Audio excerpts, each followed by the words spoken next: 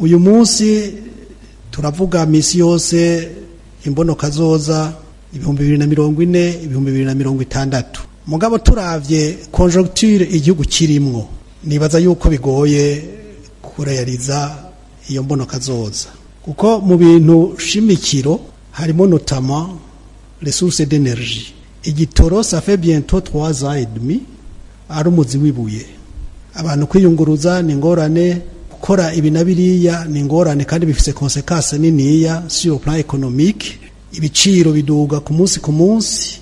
Et là je ne soutiendrai pas icyashikirijwe na nyakwa mukuru w'inama nshingamateka ko dufise une monnaie forte.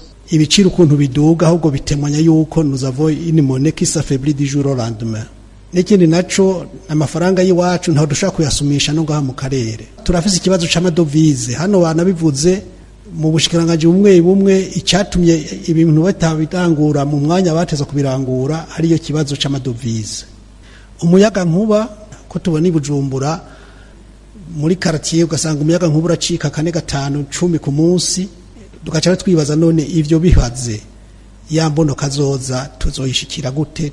Nico tumana bibaza yuko nk'abarundi hari hageze yuko abarundi twicarana tukagira une sorte d'état généraux hama ensemble tukareta des mesures zotuma igihugu vy'ukuri kiva ahantu hataryoshe kirimwo kigatera imbere ntitugume mu bintu vy'amaslogan politique ni iki ntaco bidufasha ntaco bitwungura.